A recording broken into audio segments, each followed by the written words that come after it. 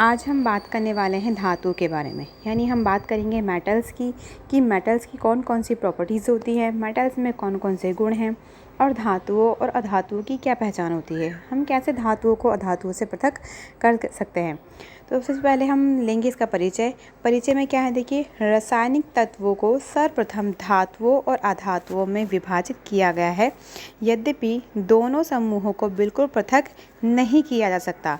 तो अगर आप धातु देखते हैं तो धातु में कौन कौन से गुण होते हैं। धातु में एक विशेष प्रकार की चमक होती है।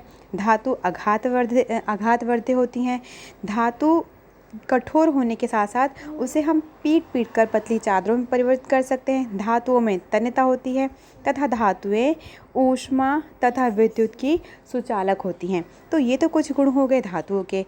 तो धातुएं जो होती हैं वो किस प्रकार से अपने गुण प्रदर्शित करती हैं। देखिए, जैसे यहाँ क्या दिखाया गया है कि धातुओं की पारंपरिक परिभाषा उनके बाह्य गुणों के आधार पर है, यानी कि वह गुण जिन्हें हम बाहर से देखकर पता लगा सकते हैं तो उसके वो बाह्य गुण कहलाते हैं, यानी जिसे हम भौतिक गुण भी कह सकते हैं या फिजिकल प्रॉपर्टीज़ बोल सकते हैं।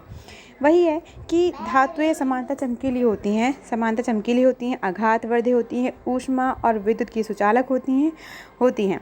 तो ये तो धातुएं के गुण हो गए। पर अधातुएं क्या होती हैं। अधातुएं प्रायः चमकहीन, यानी उसमें चमक नहीं होती किसी विशेष प्रकार की, वो ये भंगुर होती हैं। भंगुर शब्द का अर्थ है कि अधातुओं को पीट कर या हथौड़े से मारने पर वह टूट जाती हैं, यानी किसी शेप में नहीं आती। तो इसलिए हम उन्हें भंगुर कह रहे हैं। अधातुएं जो हैं वो ऊष्मा या विद्युत की क्या होती हैं, कुचालक होती हैं।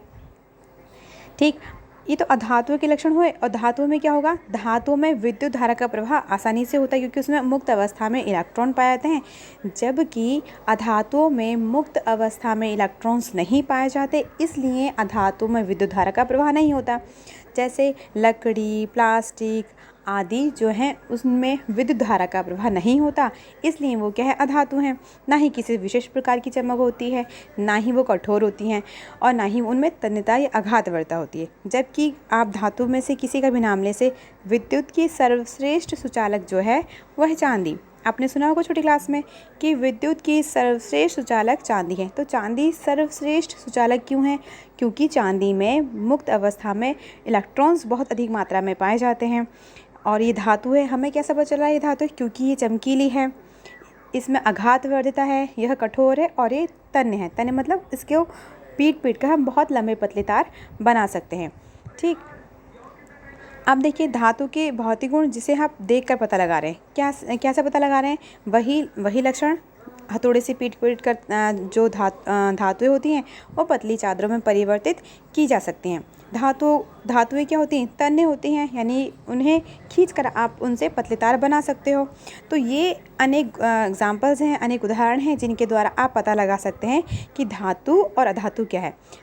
अगर आपसे पूछा जाता है कि धातु और अधातु क्या है, तो धातु क्या होती हैं, जिसमें मुक्त अवस्था में इलेक्ट्रॉन्स होते हैं और जो विद्युत और ऊष्मा की सुचालक होती हैं वे धातुएं हैं। जबकि अधातुएं ऊष्मा और विद्युत की सुचालक नहीं होती क्योंकि उसमें मुक्त अवस्था में इलेक्ट्रॉन्स नहीं होते।